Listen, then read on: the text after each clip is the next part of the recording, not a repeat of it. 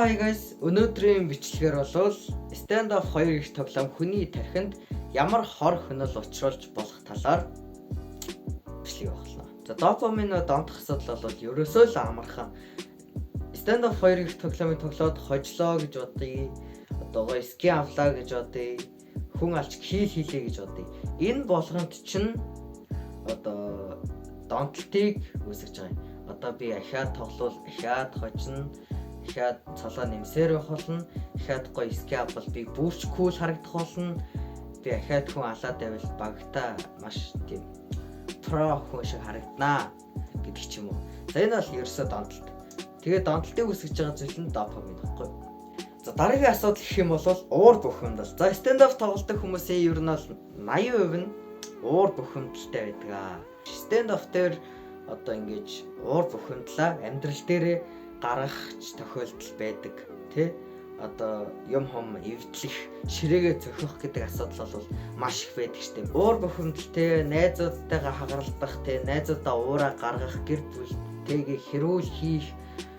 Тэгээ сая миний хэлсэнчлэн эзүүлсээ эвдэх гэх асуудал маш олон байдаг болохоор guys уураа хинт сураарай. Окей. За дараагийн асуудал гэх юм бол нойр буюу унтаж амрах. Шүн чиний нойр хүрхгүй байгаа үед тоглол чи бүрэл их ядарна. Нойр чи хүрж байгаа үед тоглох юм бол чи stand up дээрээ хүртэл хожигдоод амьдрал дээр ч гэсэн одоо өөртөө ялагдана. За энэ ялагдана гэдэг нь бол ерөөсөө би чинь сэлдаа тий. За саяны цоглуулсан бүх мэдээллийг нэгтгэж авч үзээд stand up 2 гэх тоглоом хүний тархинд 100% хор хөнөөлтэй гэвэл үгүй хөнөөлөх байх нэ. За яагаад одоо ингээд муу сөрөг үр дагавар гардаггүй гэвэл тоглогч өөртөөсөө болдог юм бах нэ. За өөртөө тоглоомоо хэтрүүлж тоглоод тэрнээсээ болоод өөртөө хохирдог.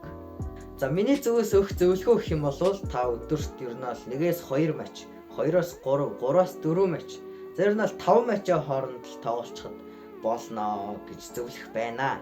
Матч дээр хожлоо гэж бодъё. За хожигдсан ч ялгаагүй. Заавал 5-аас 10 минутын пауз аваарай гэж зөвлөе.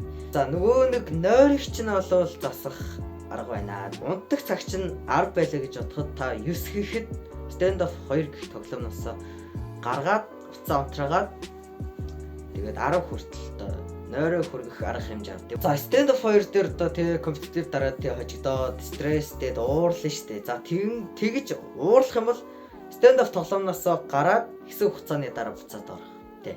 За эцэстэн гэж хэлэхэд ямар ч тоглоом хүний тархинд хор хөнөөл учруулдаг байх нэ. Зүгээр тоглогчид өөртөө хянаад сурчхад ямар ч тоглоомноос одоо тийм сөрөг нөлөө авахгүй гэсэн үг. Окей? Өөртөө хянаад сураарай guys. Yes.